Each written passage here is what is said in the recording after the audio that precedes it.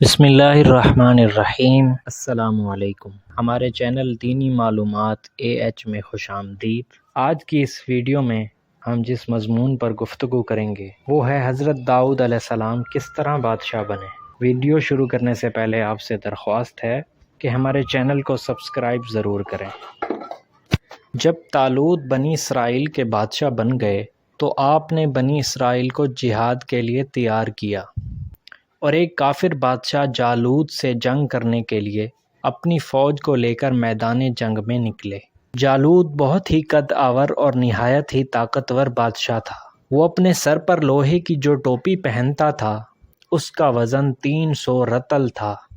جب دونوں فوجیں میدان جنگ میں لڑائی کے لیے صف آرائی کر چکیں تو حضرت طالوت نے اپنے لشکر میں یہ اعلان فرما دیا کہ جو شخص جالوت کو قتل کرے گا میں اپنی شہزادی کا نکاح اس کے ساتھ کر دوں گا اور اپنی آدھی سلطنت بھی اس کو عطا کر دوں گا۔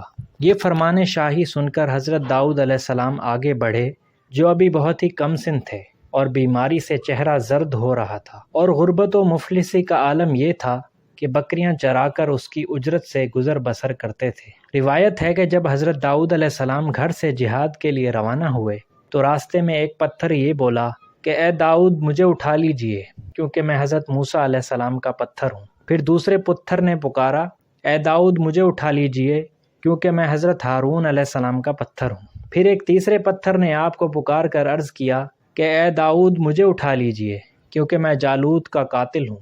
آپ علیہ السلام نے ان تینوں پتھروں کو اٹھا کر اپنے جھولے میں رکھ لیا۔ جب جنگ شروع ہوئی تو حضرت داؤد علیہ السلام پتھروں کو لے کر صفوں میں آگے بڑھے، اور جب جالوت پر آپ کی نظر پڑی تو آپ نے ان تینوں پتھروں کو غلیل میں رکھ کر بسم اللہ پڑھ کر تینوں پتھروں کو جالوت کے اوپر پھینکا، اور یہ تینوں پتھر جا کر جالوت کی ناک اور کھوپڑی میں لگے اور اس کے بھیجے کو پاش پاش کر کے سر کے پیچھے سے نکل کر 30 جالوتی سپاہیوں کو لگے جو سب کے سب مقتول ہو کر گر پڑے۔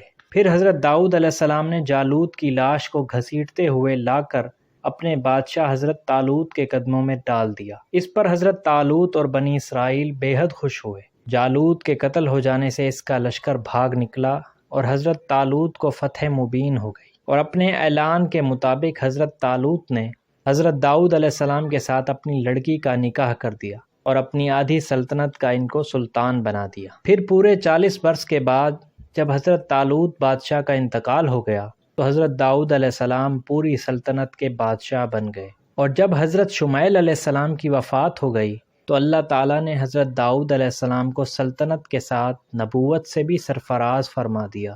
آپ سے پہلے سلطنت اور نبوت دونوں اعزاز ایک ساتھ کسی کو کبھی نہیں ملا۔ آپ پہلے شخص ہیں کہ ان دونوں عہدوں پر فائز ہو کر 70 برس تک سلطنت اور نبوت دونوں منصبوں کے فرائض پورے کرتے رہے، اور پھر آپ کے بعد آپ کے فرزند حضرت سلیمان علیہ السلام کو بھی اللہ تعالیٰ نے سلطنت اور نبوت دونوں مرتبوں سے سرفراز فرمایا۔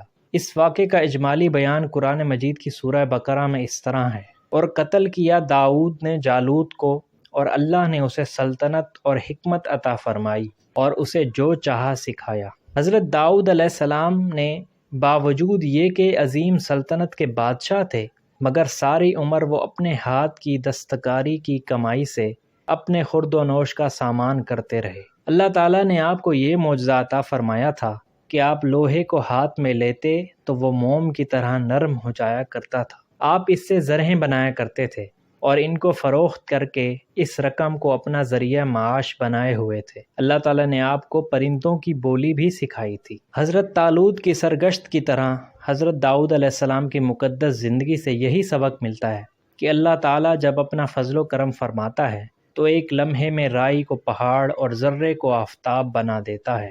غور کیجئے کہ حضرت داؤد علیہ السلام ایک کم سن لڑکے تھے اور خود نہایت ہی مفلس اور ایک غریب باپ کے بیٹے تھے، مگر اچانک اللہ تعالیٰ نے ان کو کتنے عظیم اور بڑے بڑے مراتب و درجات کے اعزاز سے سرفراز فرما دیا۔ ان کے سر پر تاج شاہی رکھ کر انہیں بادشاہ بنا دیا، اور ایک بادشاہ کی شہزادی ان کے نکاح میں آئی، اور پھر نبوت کا مرتبہ بلند انہیں عطا فرما دیا۔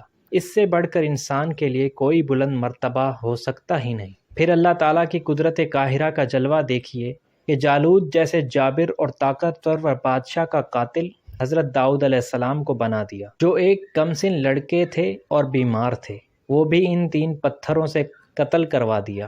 حالانکہ جالوت کے سامنے ان چھوٹے چھوٹے 3 پتھروں کی کیا حقیقت تھی، جبکہ وہ 300 رطل وزن کی فولادی ٹوپی پہنے ہوئے تھا۔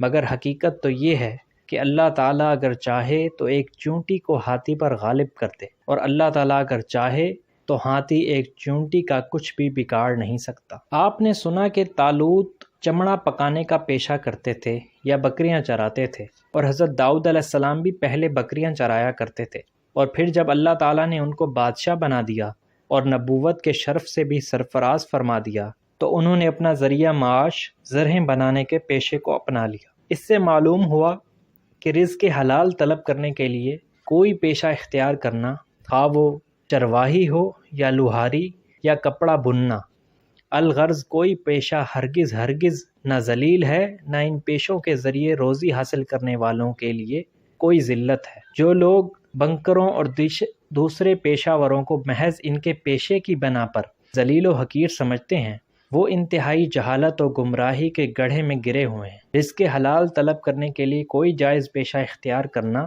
یہ انبیاء، مرسلین اور صالحین کا مقدس طریقہ ہے، لہٰذا ہرگز پیشہ ور مسلمان کو حقیر، ذلیل شمار نہیں کرنا چاہیے، بلکہ حقیقت تو یہ ہے کہ پیشہ ور مسلمان ان لوگوں سے ہزاروں درجہ بہتر ہے جو سرکاری نوکریوں اور رشوتوں اور دھوکہ دہی کے ذریعے رقمیں حاصل کر کے اپنا پیٹ پالتے ہیں اور اپنے شریف ہونے کا دعویٰ کرتے ہیں، حالانکہ شرعاً اس سے زیادہ ذلیل کون ہوگا جس کی کمائی حلال نہ ہو یا مشتبہ ہو۔ آج کی اس ویڈیو میں بس اتنا ہی۔ آپ سے ملاقات ہوگی اگلی ویڈیو میں۔ ہمارے چینل کو سبسکرائب ضرور کریں۔ اللہ حافظ۔